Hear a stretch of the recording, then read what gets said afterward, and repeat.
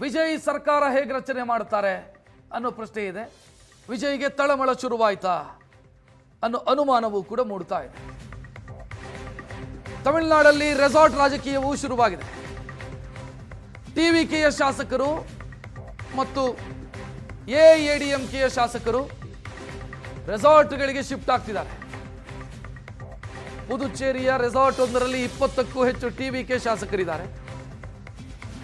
ಅಣ್ಣಾಡಿಎಂಕೆಯ ಶಾಸಕರು, ಕ್ಷಮಿಸಿ, ಟಿವಿಕೆ ಪರ ಇರೋರು ಪುದುಚೇರಿಯಲ್ಲಿದ್ದಾರೆ. ತಮಿಳುನಾಡಿನ ರಾಜಕಾರಣದಲ್ಲಿ ಈ ರೀತಿಯ ಸ್ಥಿತಿ ಕಳೆದ ಹಲವು ದಶಕಗಳಿಂದ ಯಾವತ್ತೂ ಬಂದಿರಲಿಲ್ಲ. ಯಾಕೆ ಅಂತಂದ್ರೆ ತಮಿಳುನಾಡಲ್ಲಿ ಒಂದು ಡಿಎಂಕೆ ಬರುತ್ತೆ, ಇಲ್ಲ ಅಣ್ಣಾಡಿಎಂಕೆ ಬರುತ್ತೆ. ಡಿಎಂಕೆ ಬಂದಾಗ ಬಹುಮತಕ್ಕೆ ಬೇಕಾದಂತ ನಂಬರ್ಸ್ನೊಂದಿಗೆ ಬರುತ್ತೆ, ಅಂದ್ರೆ ದೊಡ್ಡ ನಂಬರ್ಸ್ನೊಂದಿಗೆ ಅಧಿಕಾರಕ್ಕೆ ಬರುತ್ತೆ. ಅಣ್ಣಾಡಿಎಂಕೆ ಬಂದಾಗಲೂ ಕೂಡ ನಂಬರ್ಸ್ನೊಂದಿಗೆ ಅಧಿಕಾರಕ್ಕೆ ಬರುತ್ತೆ, ದೊಡ್ಡ ನಂಬರ್ಸ್ನೊಂದಿಗೆ ಅಧಿಕಾರಕ್ಕೆ ಬರುತ್ತೆ. ವಿಪಕ್ಷ ದುರ್ಬಲವಾಗಿರುತ್ತೆ. ಒಂದನ್ನ ಬಿಟ್ಟು ಈಗ ಕರ್ನಾಟಕದಲ್ಲಿ ಬಂದ ರೀತಿಯಲ್ಲಿ ಒಂದು ಪಕ್ಷ ಕೆಲವು ನಂಬರ್ಗಳು ಬಹುಮತಕ್ಕೆ ಕಡಿಮೆ, ಈ ರೀತಿ ತಮಿಳುನಾಡಲ್ಲಿ ಬರೋದೇ ಇಲ್ಲ. ಈ ಸಲ ಬಂದಿರೋದು ಟಿವಿಕೆ ಕಾರಣಕ್ಕಾಗಿ.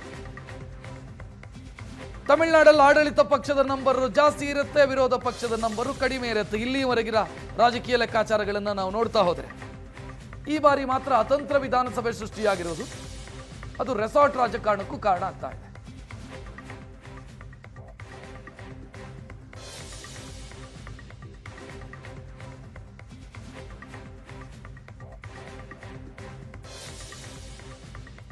ಹೆಚ್ಚಿನ ಡೀಟೇಲ್ ನೀಡೋದಕ್ಕೆ ನಮ್ಮ ದೆಹಲಿ ಪ್ರತಿನಿಧಿ ಮಂಜುನಾಥ್ ನೇರ ಸಂಪರ್ಕದಲ್ಲಿ. ಮಂಜುನಾಥ್, ತಮಿಳುನಾಡು ಹಲವು ದಶಕಗಳಿಂದ ಈ ಸ್ಥಿತಿಯನ್ನು ನೋಡಿರಲಿಲ್ಲ. ರೆಸಾರ್ಟ್ಗೆ ಶಿಫ್ಟ್ ಆಗೋದು, ಅತಂತ್ರ ಪರಿಸ್ಥಿತಿ ನಿರ್ಮಾಣ ಆಗೋದು, ಯಾರು ಯಾರಿಗೆ ಬೆಂಬಲಿಸ್ತಾರೋ ಅನ್ನುವಂಥ ಲೆಕ್ಕಾಚಾರ ಇದ್ಯಾವುದೂ ಬಂದಿರಲಿಲ್ಲ. ಹೊಸ ಲೆಕ್ಕಾಚಾರ, ಹೊಸ ಬೆಳವಣಿಗೆ ಏನಾಗುತ್ತೆ ತಮಿಳುನಾಡು? ವಿಜಯ್ ಸರ್ಕಾರ ರಚಿಸೋದಕ್ಕೆ ಯಾರು ಬೆಂಬಲಿಸುವಂಥ ಸಾಧ್ಯತೆಗಳಿದಾವೆ? ರಕ್ಷತ್, ಹೊಸ ಬೆಳವಣಿಗೆ ಅಂತ ನಮ್ಮ ತಲೆಮಾರಿಗೆ ಅನ್ನಿಸಬಹುದು. ಕಾಂಗ್ರೆಸ್ ಒಂದು ಕಾಲದಲ್ಲಿ ಅಧಿಕಾರಕ್ಕೆ ಬರದಷ್ಟು, ಅಂದ್ರೆ ಒಂದು 40-50 ಈ ರೀತಿಯ ಸ್ಥಾನಗಳು ಗಳಿಸುವಂತ ಹೊತ್ತಲ್ಲಿ ಕರುಣಾನಿಧಿ ಅವರು ಅತಿ ಹೆಚ್ಚು ಸಂಖ್ಯೆ, ಅಂದ್ರೆ ಅತಿ ಹೆಚ್ಚು ಶಾಸಕರನ್ನ ಹೊಂದಿದ್ದಂತ ಸಂದರ್ಭದಲ್ಲಿ, ಅಂದ್ರೆ ಸರ್ಕಾರ ಮಾಡ್ಲಿಕ್ಕೆ ಆಗದಂತ ಸ್ಥಿತಿ ಇದ್ದಾಗ ಕಾಂಗ್ರೆಸ್ ಅವತ್ತು ಹೊರಗಡೆ ನಿಂತು ಬೆಂಬಲ ಘೋಷಿಸಿ ಜೊತೆಗೆ ಕರುಣಾನಿಧಿ ಸಿಎಂ ಅಂತ ಹೇಳಿದ್ದ ದಿನಗಳನ್ನು ಕೂಡ ನಾವು ನೋಡಿದ್ದೇವೆ. ಮೈತ್ರಿಯ ಹೊರಗಡೆ ಅಂದ್ರೆ ಔಟ್ಸೈಡ್ ಸಪೋರ್ಟ್ ಮಾಡಿದ್ದನ್ನು ಕೂಡ ತಮಿಳುನಾಡು ರಾಜಕಾರಣ ಕಂಡಿದೆ. ಆದ್ರೆ ಕಳೆದ 2-3 ದಶಕಗಳಲ್ಲಿ ಇಂತಹ ಮೈತ್ರಿ ಪಾಲಿಟಿಕ್ಸ್ ಅಲ್ಲಿ ನಡೆದಿರ್ಲಿಲ್ಲ. ಅಂದ್ರೆ ಸರ್ಕಾರ ರಚನೆಗೆ ಇಂಥ ಶಾಸಕರ ಕಡಿಮೆ ಸಂಖ್ಯೆ ಕೊರತೆ ಅಲ್ಲಿ ಉದ್ಭವಿಸಿರ್ಲಿಲ್ಲ. ಏನೇ ಬಂದ್ರು ಕೂಡ ಮೈತ್ರಿ ಹೇಗಿರ್ತಾ ಇತ್ತು ಅಂದ್ರೆ ಕಳೆದ ಬಾರಿ ಕಾಂಗ್ರೆಸ್ ಡಿಎಂಕೆ ಇದ್ದಂಗೆ. ಯಾಕಂದ್ರೆ ಡಿಎಂಕೆ ಅಲ್ಲೇ ತುಂಬಾ ಜನ ಶಾಸಕರು ಗೆದ್ದಿದ್ರು, ಅದಕ್ಕೆ ಮೈತ್ರಿ ಅಂತ ಸುಮ್ಮನೆ ಒಂದು ಮೈತ್ರಿ ಪಕ್ಷವಾಗಿ ಇದ್ದಿದ್ದನ್ನ ನೋಡ್ತೀವಿ. ಅಂತ ಸ್ಥಿತಿನೇ ಜಾಸ್ತಿ ಇರ್ತಾ ಇತ್ತು. ಆದ್ರೆ ಈ ಬಾರಿ ಮೈತ್ರಿಯ ಒಂದು ಮಹತ್ವ ಏನು ಅನ್ನುವಂಥದ್ದು ಬಹುತೇಕ ಗೊತ್ತಾಗ್ತಾ ಇದೆ. ಮೈತ್ರಿ ಅಂದ್ರೆ ಹೇಗಿರುತ್ತೆ, ಮೈತ್ರಿ ರಾಜಕಾರಣ ಹೇಗಿರುತ್ತೆ ಅನ್ನುವಂಥದ್ದು ಗೊತ್ತಾಗ್ತಾ ಇದೆ. ಸೊ ಅದು ಹೊಸದಾಗಿ ಪಕ್ಷ ಕಟ್ಟಿ ಸರ್ಕಾರ ರಚನೆ ಮಾಡ್ತಾ ಇರುವಂತ ವಿಜಯ್ಗೆ ಬಂದಿರುವಂತದ್ದು ಇನ್ನೂ ಒಂದು ರೀತಿಯ ಕುತೂಹಲವನ್ನ ಹೆಚ್ಚಿಸಿದೆ. ಯಾಕಂದ್ರೆ ರಾಜಕಾರಣದಲ್ಲಿ ಯಾವ ಏಳು ಬೀಳುಗಳನ್ನು ಕಂಡರಿಯದ ವಿಜಯ್ ಮೊದಲನೇ ಬಾರಿಗೆ ಯಶಸ್ಸನ್ನೇ ಹೊತ್ಕೊಂಡು ಬಂದಂತ ವಿಜಯ್ಗೆ ಇದು ಒಂದು ರೀತಿಯಲ್ಲಿ ಸವಾಲಿನ ಕೆಲಸ. ಹೇಗೆ ನಿಭಾಯಿಸ್ತಾರೆ ಅನ್ನುವಂಥದ್ದು.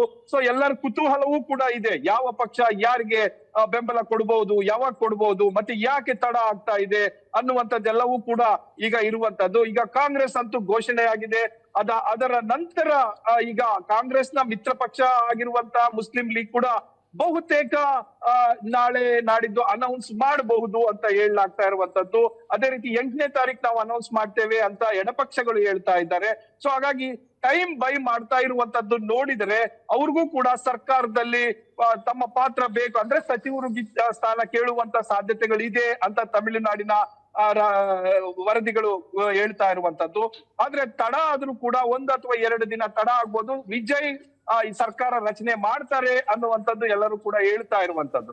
ಅಂದ್ರೆ ರಾಜ್ಯಪಾಲರ ನಡೆ ಈಗ ಒಂದು ರೀತಿಯಲ್ಲಿ ಪ್ರಶ್ನೆಗಳ ಮೇಲೆ ಪ್ರಶ್ನೆಗಳು ಹುಟ್ಟು ಆಗ್ತಾ ಇರುವಂತದ್ದು. ಎಲ್ಲರೂ ಕೂಡ ಇನ್ಕ್ಲೂಡಿಂಗ್ ವಿಜಯ್ಗೂ ಕೂಡ ಇದು ಹೊಸದು ಅನ್ನೋ ಒಂದು ಕಾರಣ ಒಂದಾದ್ರೆ, ಆದ್ರೆ ರಾಜ್ಯಪಾಲರು ಈ ರೀತಿ ಕೇಳಿರುವಂತದ್ದು ಎಲ್ಲರ ಒಂದು ರೀತಿಯ ಪ್ರಶ್ನೆಗಳ ಮೇಲೆ ಪ್ರಶ್ನೆಗಳು ಉಂಟಾಗ್ತಾ ಇದೆ ಎಲ್ಲರಲ್ಲೂ ಕೂಡ ಅನ್ನುವಂತ ಮಾಹಿತಿ ತಮಿಳುನಾಡಿನಿಂದ ಸಿಗ್ತಾ ಇದೆ. ರಕ್ಷತ್. ಮಂಜುನಾಥ್, ಈಗ ವಿಜಯ್ ಸರ್ಕಾರ ರಚಿಸಬೇಕು ಅಂತಾದ್ರೆ ಕಾಂಗ್ರೆಸ್ ಬೆಂಬಲ ಕೊಡ್ತು, ಇನ್ನು 5 ಶಾಸಕರ ಬೆಂಬಲದ ಅಗತ್ಯ ಇದೆ. ಸಿಪಿಐ ಸಿಪಿಎಂ ಸೈದ್ಧಾಂತಿಕವಾಗಿ ಗಟ್ಟಿ ಇರುವಂತ ಪಕ್ಷಗಳು, ಅವು DMKಯನ್ನ ಬಿಟ್ಟು ಹೊರಗೆ ಬರಬೇಕು, ಕಾಂಗ್ರೆಸ್ನ ರೀತಿಯಲ್ಲಿ ಅವ್ರು ಬಿಟ್ಟು ಹೊರಗೆ ಬರಬೇಕು ಅಂತ ಸಾಧ್ಯತೆಗಳಿದಾವ. ಈಗ ಮುಸ್ಲಿಂ ಲೀಗ್ ಇರ್ಬೋದು, CPM, CPI, CPM ಮತ್ತು VCK ಅವ್ರು ಹೊರಗೆ ಬರಬೇಕು, ಹೊರಗೆ ಬಂದು ಬೆಂಬಲಿಸಬೇಕು, ಆಗ ಈಸಿ ಆಗತ್ತೆ ಅಂತ ಸಾಧ್ಯತೆಗಳಿದಾವ. ಹೆಚ್ಚಾಗಿ ಕಾಣಿಸ್ತಾ ಇದಾವೆ ಆ ರೀತಿ ಮಾಡ್ತಾರೆ ಅನ್ನುವಂಥದ್ದು. ಯಾಕೆ ಅಂತ ಅಂದ್ರೆ ಸೈದ್ಧಾಂತಿಕವಾಗಿ ಗಟ್ಟಿ ಇರ್ಬೋದು, ಆದ್ರೆ ಅಧಿಕಾರ ಅಥವಾ ಇನ್ನು ಮುಂದೆ ನಾವೇನಾದ್ರೂ ರಾಜಕೀಯ ನಕಾಶೆಯಲ್ಲಿ ಕಾಣಿಸ್ತೀವಾ ಇಲ್ಲ ಅಂತ ಪ್ರಶ್ನೆಗಳು ಕೂಡ ಎಡಪಕ್ಷದ ಶಾಸಕರಿಗೆ ಇದೆ. ಅದು ಕೂಡ ಕಳೆದ ಬಾರಿಯೂ ಅಷ್ಟೇ DMK ಜೊತೆಲಿ ಇದ್ದಾಗ್ಲೂ ಅವ್ರಿಗೆ ಏನು ಅಷ್ಟೊಂದು ಪ್ರಾಮುಖ್ಯತೆ ಸಿಕ್ಕಿರ್ಲಿಲ್ಲ. ಆದ್ರೆ ಮೈತ್ರಿಯ ಒಂದು ಕಾರಣಕ್ಕೋಸ್ಕರ ಅವರು ಕೂಡ ಜೊತೆಯಲ್ಲಿದ್ರು.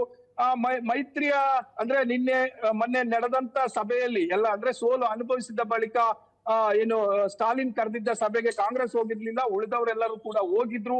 ಆ ಸಂದರ್ಭದಲ್ಲಿ ಈ ವಿಚಾರವೂ ಕೂಡ ಪ್ರಸ್ತಾಪ ಆಗಿದೆ, ಏನು ಕೊಡ್ಬೋದಾ ಕೊಡಬಾರ್ದಾ ಅನ್ನುವಂಥದಕ್ಕೆ. ಆ ಸಂದರ್ಭದಲ್ಲಿ ಅವರವರ ನಿರ್ಣಯ ಅವರು ಮಾಡಬಹುದು ಅನ್ನುವಂತ ಒಂದು ಹೇಳಿಕೆ ಕೂಡ ಆ ಸಭೆಯಲ್ಲಿ ವ್ಯಕ್ತ ಆಯ್ತು ಅನ್ನುವಂತ ಮಾಹಿತಿಗಳು ಇದೀಗ ಲಭ್ಯ ಆಗ್ತಾ ಇರುವಂತದ್ದು. ಹಾಗಾಗಿ 1-2 ದಿನ ಸಮಯ ಆಗಬಹುದು, ಅಥವಾ ಇದು ರಾಜಕಾರಣದ ನಡೆಯೂ ಕೂಡ ಹೀಗೆ ಇರುತ್ತೆ. ಯಾಕಂದ್ರೆ ತಮಗೆ ಅಧಿಕಾರ ಬೇಕು ಅಂದಾಗ ಒಂದು ರೀತಿಯಲ್ಲಿ ಟೈಮ್ ಬೈ ಮಾಡೋ ಕೆಲಸವೂ ಕೂಡ ಮಾಡ್ತಾ ಇರ್ತಾರೆ.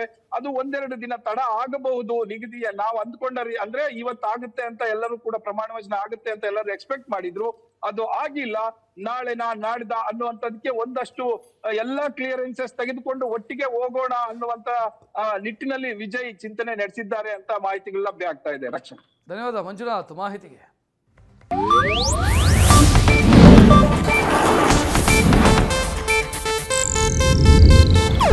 ಇದು ಏಷ್ಯಾನೆಟ್ ನ್ಯೂಸ್ ನೆಟ್ವರ್ಕ್ ಪ್ರಸ್ತುತಿ.